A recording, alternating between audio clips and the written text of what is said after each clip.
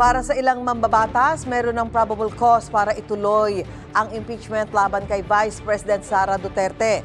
Pinalaga naman ng defense team ng BICE ang sinasabing hindi raw pagtutugma ng Statement of Assets, Liabilities and Net Worth o SALN ni Duterte sa mga transaksyong dumaan sa kanyang bank accounts. May unang balita si Tina Panganiban Perez. Sa pagdinig ng House Justice Committee, napuna ang hindi umano pagkakatugma ng SALN ni Vice President Sara Duterte at mga transaksyong dumaan sa kanyang bank accounts, bagay na pinalaga ng defense team ng Vice Presidente. Para po sa amin, actually, wala naman pong hindi nagtutugma.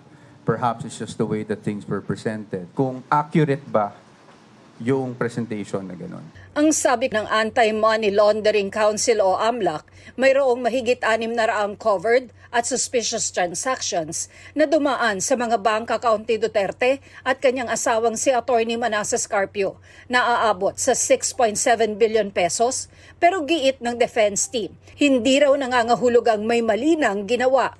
Suspicious transactions does not equate to any wrongdoing or unlawful activity. Perhaps the bank thought or tagged it as suspicious, so umakyat sa AMLAC. Hindi naman ibig sabihin nun, illegal na kaagad, or may money laundering na kaagad, or may krimen na kaagad. Umabot daw sa halos 7 bilyong piso ang halaga ng mga transaksyon dahil pinagsama-sama ang halaga ng mga transaksyon sa loob ng 18 taon. Ibig sabihin, lahat ng withdrawals mo, lahat ng deposits mo, pagdating sa inflow and outflow, pinagsama-sama. Kasi aggregate yung ginagawang number. So lahat ng inflows dyan, lahat ng outflows dyan, ina-add up lang. Kaya may tendency talaga na maging bloated yung figures. But it is not determinative or conclusive as to magkano ba talaga yung nasa loob ng account. Sa isang pahayag, pinuna ni Duterte ang mga opisyal ng AMLAC dahil hindi raw nila nilinaw na walang findings na mga paglabag sa batas ang kanyang mga transaksyon at hindi totoong may bilyones sa kanyang mga bank account. Sabi niya, nakadeklara sa kanyang SALN ang lahat ng kanyang pera at ari-arian. Ang bawat sentimo raw ay lehitimo at may kaukulang dokumento. Binanggit din niya ang inilabas na Notice of Disallowance ng Commission on Audit sa confidential funds ng OVP. Tila itinaon daw ang paglalabas ng report at naaayon sa mga nararanasan niyang political attack. Pinababalik ng COA ang 73 million pesos na confidential funds ng tanggapan ng BICE, paglilinaw ng kanyang abogado.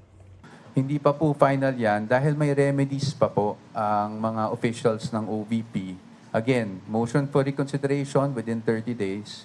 And then, upon denial, kung ano man ang balanse ng 30-day period na yon, ay maaari pa kaming umakyat sa Supreme Court on Rule 64. At doon lang po sa desisyon ng Supreme Court magiging final itong disallowance na ito.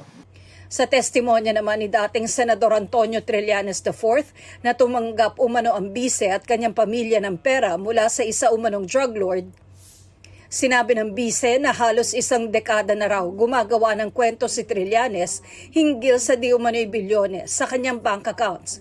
Wala raw nagbago sa kanyang mga kwento. Pero ngayon, ibang makinarya na raw ang nasa likod niya. Ito raw si Pangulong Bongbong Marcos na dapat anya ay magpa-drug test at ang mga tinawag ng BICE na mga law bender na kongresista na tumanggap ng mga maleta at paulit-ulit anyang binabaliwala ang constitutional limit. Kung gaano raw katindi ang paninira sa kanya, ganun din daw katindi ang katahimikan at takot ng administrasyon na managot sa bilyong-bilyong pisong ninakaw umano, inilagay sa maleta at inilabas ng bansa. Hinihinga namin ng reaksyon ng mga personalidad at mga tanggapang binanggit ni Duterte. Ipaniliwanag naman ng kanyang abogado ang sinabi sa komite na ilang taon umanong hindi nagdeklara ng cash on hand and in bank si Duterte. She disclosed because it was all lumped under yung others. Kasi sa personal items, kung makita nyo dun sa SALN, nakasulat dun vehicles, or others, ganyan. So yung cash in bank, kasama siya dun sa others. I just wanted to clarify kasi baka sabihin parang sinasabi naming mali o sinungaling yung mga House members. Hindi naman po kasi ang sinasabi naman nila is walang line item ng cash in bank.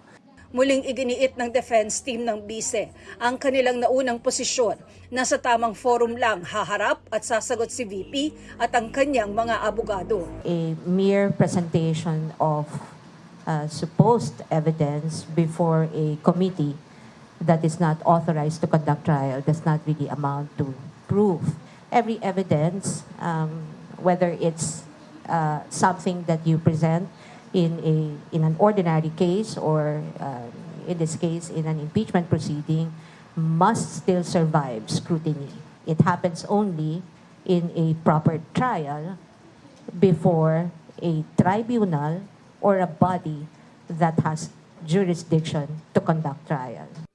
Ang pagdinig ng House Committee on Justice, ginagawa raw para alamin kung merong probable cause para i-impeach si Vice President Duterte. Na-reach na po ba yung threshold for probable cause sa tingin po ninyo? This is my take, in my personal capacity, not as Justice Chair. After all, I do not vote. Tingin ko, baka nga nalampasan pa with the weight of evidence that were presented in yesterday's hearing. Ang net inflow na dumaan sa mga account niya ayon sa AMLA ay umaabot sa 2.87 billion pesos.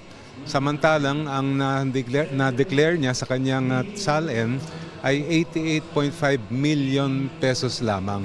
Napakalaki ng pagkakaiba yung discrepancy ng dalawang halaga na yan. At either dito sa committee o kaya sa Senado, kung yan ang kagustuhan niya, ay dapat ipaliwanag niya.